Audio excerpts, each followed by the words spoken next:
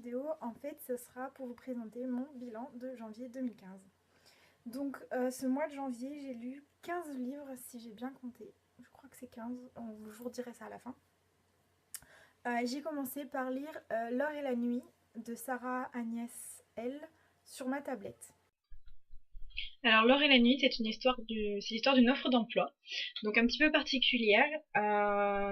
En fait, je vais vous la lire. Homme généreux cherche jeune femme libre pour résider à domicile. Belle, intéressante, cultivée, entre 24 et 28 ans, ouverte aux jeux coquins.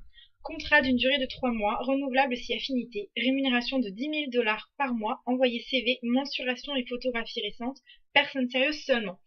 Imaginez un petit peu l'offre d'emploi. Donc bon, vous imaginez un petit peu ce qui va se passer derrière. Donc c'est l'histoire de Victoria qui va répondre à cette offre, de Lucas, l'homme qui a publié cette offre. Sauf que Victoria, c'est pas vraiment le genre de femme qui répond à cette offre habituellement. C'est pas du tout une prostituée, elle est pas habituée à ce type de relation. Donc voilà, on va voir évoluer un petit peu cette relation entre ces deux personnages. Moi j'ai bien aimé, c'était pas transcendant comme histoire, disons que j'ai passé un bon moment, sympathique, voilà, sans plus non plus, hein. Alors ensuite, j'ai lu Incarcéron que j'ai emprunté à la bibliothèque. Alors en ce qui concerne Incarcéron c'est une prison, donc en fait c'est une prison particulière puisqu'elle pense un peu par elle-même. Donc on va suivre Finn qui est incarcérée justement et Claudia qui elle est la fille du directeur de la prison et qui du coup est à l'extérieur. Ce qui se passe, c'est qu'à l'extérieur, le monde est figé au XVIIIe siècle. En fait, après une sorte de guerre civile, ils ont décidé de figer le temps. Donc toutes les nouvelles technologies sont interdites. Et les gens de l'extérieur ne savent absolument pas où se trouve la prison. Donc voilà, le début partait très bien. Claudia et Finn trouvent le moyen de communiquer. En fait, ils trouvent des clés et ils trouvent le moyen de communiquer. Et en fait, les gens de l'extérieur étaient persuadés que l'imprison était un paradis sur Terre. Sauf que c'est pas le cas. Et on va suivre un petit peu l'histoire de ces deux personnages. Claudia va forcément aider Finn à s'en sortir, surtout qu'elle pense le connaître. Donc on va suivre l'évolution de ces deux personnages sur les 2 tomes. Et j'ai pas du tout accroché. Vraiment, j'étais hyper déçue. On part dans des explications, je l'avais pris parce que vraiment la couverture me plaisait, qu'il était bien noté, mais moi j'ai vraiment pas adhéré. Alors j'ai pas non plus mis une note trop basse puisque c'est quand même quelqu'un qui a écrit un livre. J'estime que ça se tient du début à la fin, l'histoire se tient. Moi j'ai juste pas accroché. Il y a des trucs qui m'ont pas convaincu. Il y a des comportements qui changent du début à la fin. J'ai pas adhéré. Ensuite, un livre à moi ce coup-ci, j'ai lu Fahrenheit 451 de Ray Bradbury. Donc c'est un livre que mon copain m'a offert début décembre, donc un peu de science-fiction. C'est pas trop mon genre de prédilection, mais celui-là j'avais envie de le découvrir puisque ça parle quand même de la censure et notamment de la censure au niveau de la littérature. Donc je trouvais ça très intéressant. Donc en fait on va suivre un pompier, le pompier Montag, sauf que les pompiers dans ce livre n'ont rien à voir avec les pompiers que vous connaissez. Ici, les pompiers ont pour rôle de brûler les livres qui sont retrouvés donc, chez les citoyens. Ces citoyens sont par la suite condamnés. Quand je vous disais que les livres étaient totalement interdits, c'est un monde pas terrible. Donc c'est un livre que j'ai bien aimé. Après, je trouve qu'on va pas assez loin dans le... Comment dire? C'est un petit peu une dystopie, hein. C'est un peu le même principe que 1984 ou Le meilleur des mondes. Je trouve qu'on va pas assez loin. Le pompier change très vite d'avis au final, puisqu'au final, au début, il est conditionné pour brûler les livres, puis on s'aperçoit petit à petit qu'il change d'avis, qu'il avait une autre idée des choses, etc. Et pour moi, ça va pas assez loin, et c'est dommage, c'est un tout petit livre, hein. Il fait 236 pages, ça aurait été sympa que ça aille un petit peu plus loin, et qu'on voit un petit peu la suite des événements aussi. Voilà, une fois qu'il s'est passé ce qu'il s'est passé, ça aurait été bien de savoir un petit peu par la suite ce qui pourrait se passer. Ensuite, j'ai lu Princesse de Daniel Steele que j'avais aussi emprunté à la bibliothèque. Princesse, c'est l'histoire de la fille unique du prince du Liechtenstein, je sais pas si je l'ai bien prononcé, bref, qui en a un petit peu marre du protocole princier, de passer à la télé, d'être devoir être tout le temps parfaite, elle a envie de voyager, elle a envie de faire des missions humanitaires, évidemment elle n'a pas le droit de faire tout ça. Donc elle demande une ultime faveur à son père avant d'être vraiment à fond pour le royaume, c'est de partir 6 mois en mission humanitaire en Afrique. Donc son père accepte et à partir de là, on va découvrir un petit peu la nouvelle vie entre guillemets de Christiana. J'ai bien aimé mais sans plus, je l'ai trouvée égoïste. Euh, Elle a tout pour elle. Je peux comprendre que ce soit une prison dorée, mais elle a quand même vraiment tout pour elle, aucun problème. En plus, bon, le Liechtenstein c'est quand même une très petite principauté, hein, c'est pas non plus la princesse de Galles. Elle est, moi je les connais pas personnellement les gens de la principauté actuelle, je sais pas qui c'est, donc si je le croisais dans la rue je le reconnaîtrais pas. Donc faut arrêter avec ces histoires de célébrité, j'ai pas trouvé ça vraiment crédible. L'histoire en elle-même est mignonne mais vraiment rien de transcendant, donc je pense que Daniel Steele a vraiment fait mieux. Voilà, ensuite j'ai lu 80 notes de jaune, donc ça c'est un livre qui était dans ma palle d'hiver, que j'avais très envie de découvrir. Bon, il est vrai que le titre ressemble beaucoup à 50 nuances de Grey. Donc déjà il y a un petit côté, on se dit que ça va pas mal ressembler et en fait pas du tout. Alors celui-là est un peu plus trash au niveau des relations intimes entre les deux personnages. D'ailleurs ils n'ont pas des relations intimes que tous les deux. En fait, on va suivre donc deux personnages principaux, donc Summer qui est une violoniste de sa profession, enfin elle est violoniste professionnelle. Et un jour, donc c'est Dominique qui l'aperçoit dans le métro, puisqu'elle aime beaucoup jouer dans le métro, c'est plus un plaisir qu'un gagne-pain. Dominique, lui, il est professeur à l'université, et quand il l'aperçoit, disons que c'est pas un coup de foudre, mais il y a une alchimie en fait, il ressent une alchimie. Donc il y a un petit jeu qui va s'instaurer entre eux deux, un petit jeu bien sûr un petit peu sexuel, et certains passages m'ont choqué un peu parce que ça va très loin. C'est surtout Summer qui va très loin dans le jeu du soumise, du dominateur soumise plutôt. Et elle aime être soumise, hein, la question n'est pas là, c'est pas contre sa volonté, mais du coup c'est assez tordu d'être dans sa tête et ouais, j'ai pas tout saisi ce qui lui passait par la tête.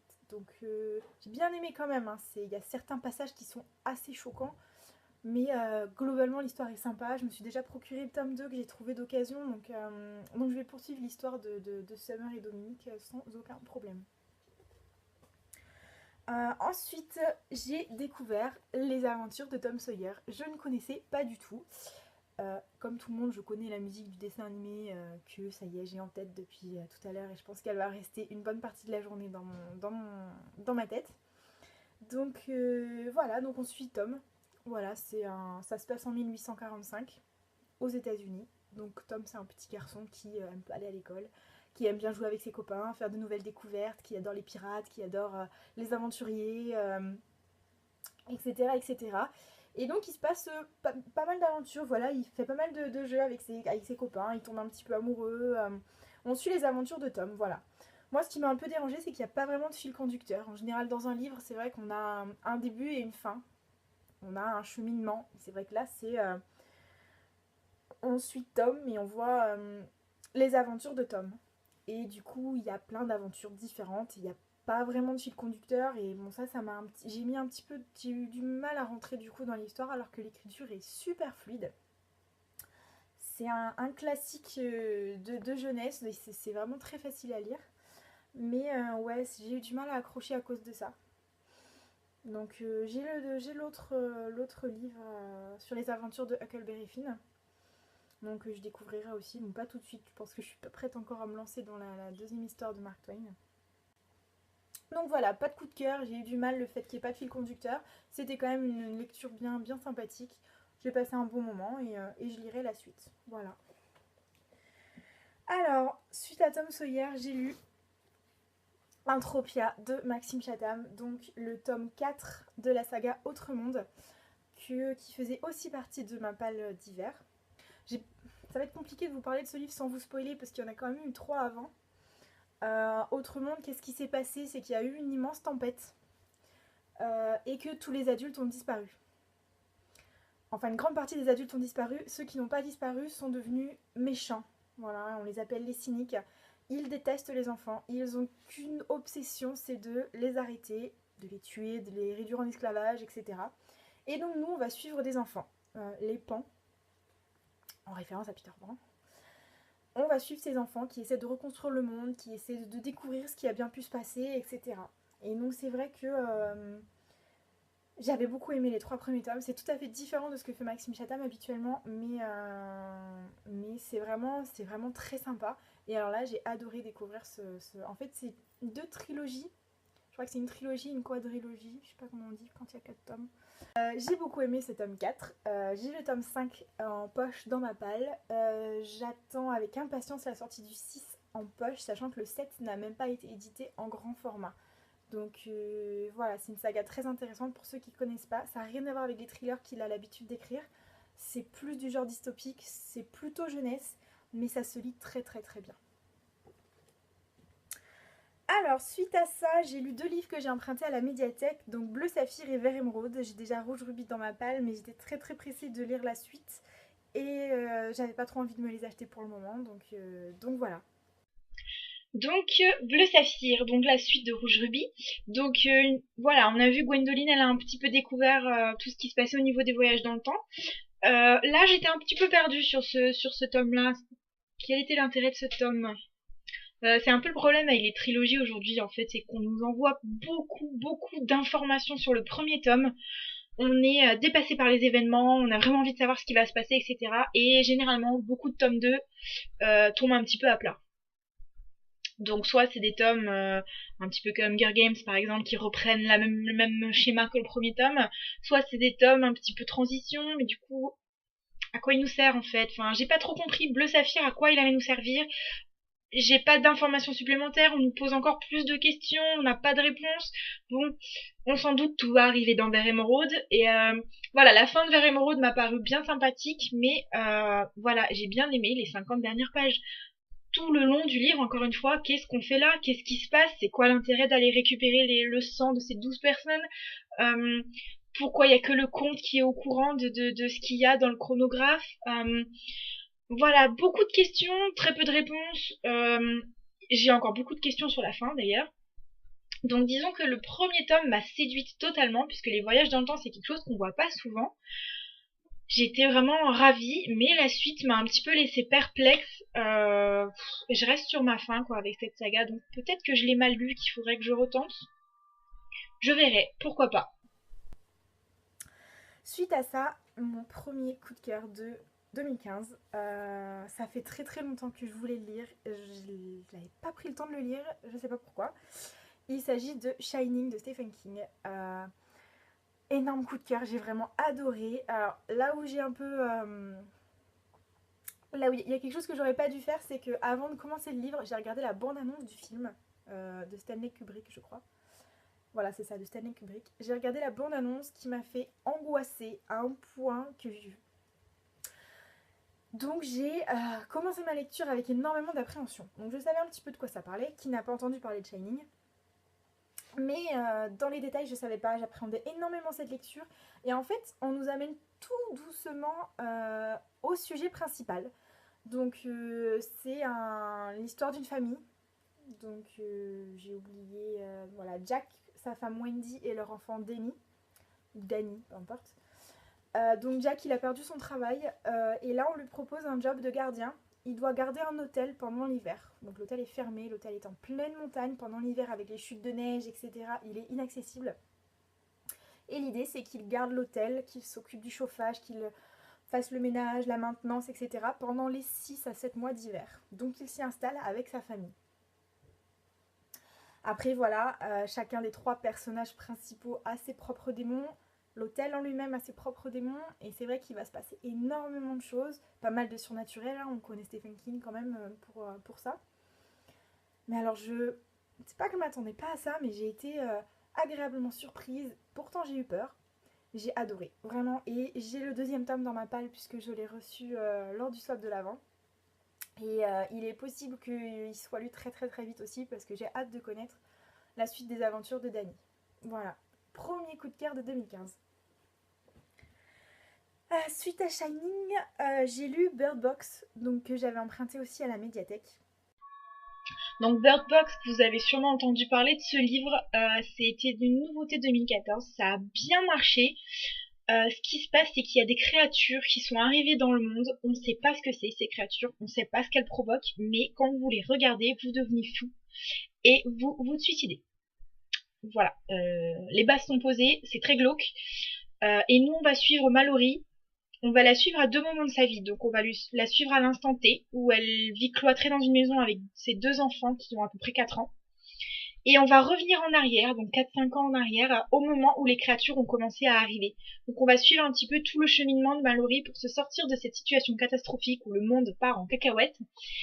Et en même temps, à l'instant T, elle a décidé de rejoindre un endroit qui paraît sécurisé. C'est-à-dire qu'il faut sortir dehors. Sauf que pour sortir à l'extérieur, il faut se bander les yeux. Elle et ses enfants. Ils doivent descendre une rivière sur un bateau, tous les trois, en se fiant que à leur oui. Et c'est flippant à souhait. J'ai été happée par ce livre. C'est pas un coup de cœur, mais il faut dire que c'est un excellent page turner, pardon. Vous avez vraiment envie de savoir ce qui va se passer. Et à la fin, j'étais juste, mon cœur battait à 100 à l'heure. Pour la petite info, le rideau de ma chambre s'est décroché au moment où j'ai tourné la dernière page. J'ai légèrement sursauté. Mais vraiment, je le conseille. C'est un thriller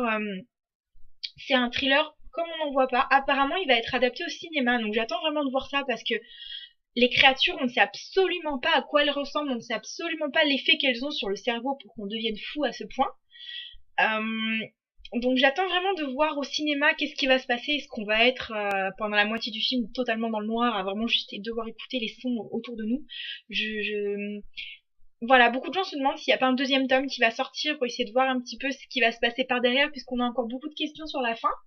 Donc voilà, mais je vous le conseille, c'était vraiment une lecture très sympathique. Et après Bird Box, j'ai lu donc un service presse que j'ai reçu grâce à une masse critique sur Babelio. Donc Mourir sur scène de Michel Bussy aux éditions des Falaises. Donc en fait c'est un des premiers livres que Michel Bussy a écrit. Et là ils vont le rééditer en poche. Voilà, donc maintenant Michel Bussy, tout le monde le connaît. Ça c'est un des premiers romans qu'il a écrit, qui est pas très connu du coup. Ça se passe pendant l'Armada à Rouen. Donc l'Armada c'est un festival qui se passe tous les 4-5 ans plutôt à Rouen. Et en fait c'est un rassemblement de trois-mâts, de voiliers, de magnifiques bateaux. Ça se passe pendant 10 jours, c'est vraiment un festival apparemment très haut en couleurs. Il y a des marins du monde entier, des bateaux du monde entier, on peut les visiter, etc. Donc ça a vraiment l'air chouette. Et il va y avoir un meurtre. Évidemment, Michel Bussy, c'est un écrivain policier. Donc il va y avoir un meurtre. Et je suis à la limite du coup de cœur. Il y a une chose qui m'a dérangée, c'est l'objet livre, qui a été assez... En fait, si vous voulez, pour lire, on ne pouvait pas l'ouvrir plus grand que ça. Donc comme vous le voyez, j'ai un petit peu été obligée de casser la tranche. Donc là, elle est toute abîmée. À l'intérieur, on voit les fils ici, puisque du coup, j'ai été obligée de... C'est vraiment le point négatif, quoi. Le papier est assez épais, donc c'est de la bonne qualité. La couverture est rigide, donc c'est très sympathique. Mais ça a vraiment été pour l'ouverture. Voilà, on peut pas l'ouvrir plus que ça, donc c'est pas facile, c'est pas confortable. La lecture était pas confortable. Hormis ça, c'était vraiment un livre génial. J'ai adoré suivre l'enquête. Alors, on suit essentiellement une journaliste, et là ça change parce que les journalistes, le protocole, ils s'en fichent un peu. C'est pas comme la police où ils ont vraiment des règles strictes à suivre. Les journalistes, ils foncent dedans. La journaliste qu'on va suivre, qui s'appelle Maline, elle a un caractère qui m'a beaucoup plu. Donc voilà, j'ai adoré le déroulement de cette histoire. J'ai adoré être plongée dans l'Armada. Ça, c'est quelque chose que j'adore dans les livres de Michel Bussy, c'est que vraiment, il nous fait découvrir un coin de sa région, la Normandie, puisque dans Un avion sans aile, ça se passe au Havre. Dans Nymphéa Noire, que j'ai lu aussi, donc ça se passe à Giverny, le fief de Claude Monet. Donc c'est vrai qu'on découvre, en plus d'une enquête policière, on découvre toute une histoire, tout un patrimoine magnifique. J'ai traversé Rouen, je connaissais pas du tout cette ville, je connaissais pas du tout ce festival, je connais très peu la Normandie d'ailleurs. Et j'ai adoré, et j'ai bien l'intention d'aller au prochain Armada en 2019. Donc ceux qui connaissent pas, que vous aimiez les policiers ou pas finalement, je pense que pour moi l'enquête policière a pas été au premier plan, ça a vraiment été une association de tellement de choses que ça c'est presque un feu d'artifice à la fin en fait. Comme je vous dis que vraiment le seul point négatif c'est l'objet livre, sinon ça aurait été un deuxième coup de cœur et c'est dommage en fait que l'objet livre soit aussi peu confortable. Il y a beaucoup de gens qui ont eu du mal, j'ai vu sur les avis avec l'objet, donc bon. Mais vraiment, je vous le conseille. Il est sorti, ça y est, je l'ai vu en librairie. Il coûte 9 €. Il fait quand même un peu moins de 500 pages. Et c'est un des premiers de Michel Bussy qui est sorti en 2011, je crois, l'édition grand format. Sérieusement, je vous la conseille. Elle est géniale. Foncez. Ensuite, totalement changement de genre, j'ai lu Beautiful Stranger de Christina Loren. J'avais eu un coup de cœur en 2014 pour le premier tome, Beautiful Bastard. Là, on ne suit pas du tout les mêmes personnages, on va suivre des amis des deux personnages principaux du premier tome. Et c'est un peu le même principe, voilà, deux personnes qui se cherchent, qui commencent par une relation... Voilà, c'est pas une relation amoureuse, hein, c'est une relation plutôt intime, ils veulent pas avoir de sentiments l'un pour l'autre. Et en fait, c'est vraiment ce que j'aime avec cette saga, c'est que plus que l'érotique, on a vraiment une relation amoureuse qui se développe tout du long et j'ai craqué pour les caractères des deux personnages. Donc j'ai pas eu le coup de cœur du premier tome puisque ces deux personnages-là sont un petit peu exhibitionnistes. J'ai pas trop aimé ce passage-là. Mais c'est quand même du bon niveau et j'ai vraiment hâte de pouvoir lire la suite de cette saga. Voilà, et dernier livre lu en janvier, Le vieil homme et la mer. Alors en ce qui concerne Le vieil homme et la mer, c'est un livre que j'ai emprunté à la médiathèque, que j'avais déjà lu une fois quand j'étais plus jeune. En fait, c'est un des premiers livres sans images que j'ai lu et c'est un livre qui m'a totalement traumatisée. Peut-être, je sais pas, trop compliqué à lire ou le fait que, voilà, on suit l'histoire d'un pêcheur qui n'a rien pêché depuis très longtemps. Il est assez vieux, il a vraiment un matériel très limité. Et là, on va suivre une de ses pêches, une grosse pêche finalement, puisque il part à la chasse aux très gros poissons. Et c'est vrai qu'on va le suivre, il va être tout seul pendant 3 jours sur un bateau, il va se parler à lui-même, il va parler aux poissons. Et peut-être qu'à l'époque ça a été très compliqué. Et ce livre m'a traumatisée, je ne l'ai jamais relu depuis. Là j'avais envie de me lancer, je l'ai trouvé à la bibliothèque. Je me suis fait violence pour le commencer et en fait ça se lit tout seul. J'ai été agréablement surprise. Euh, je, je- Ouais, comment vous dire à quel point j'ai découvert en fait ce livre plus que je ne l'ai redécouvert, je l'ai totalement découvert et je suis heureuse d'avoir donné une deuxième chance à ce livre parce que sans ça, je serais restée avec une très très mauvaise image d'Hemingway pendant tout le reste de ma vie. Donc si j'ai bien compté, on est à 15 livres. J'ai pas compté le nombre de pages, mais c'était quand même un beau mois de janvier. J'ai déjà fini un livre pour février qui commence aussi très très bien. Donc voilà, je pense que le mois de février s'annonce très bien. Et avant que j'oublie, il faut que je m'occupe de ma jarre. Alors moi j'ai une petite jarre ici avec une petite vache. Qu'est-ce que j'ai mis dedans? J'ai mis en tout 24 petits bouts de papier. Donc en fait ça se base sur le Pop Sugar Challenge. Je ne sais pas si vous connaissez, c'est une liste de défis à se faire au niveau de la lecture. J'en ai choisi 24 et je les ai coupés. J'ai écrit ça sur des petits bouts de papier que j'ai découpés, que j'ai mis dans ma petite jarre. Je vais en piocher 2 par mois.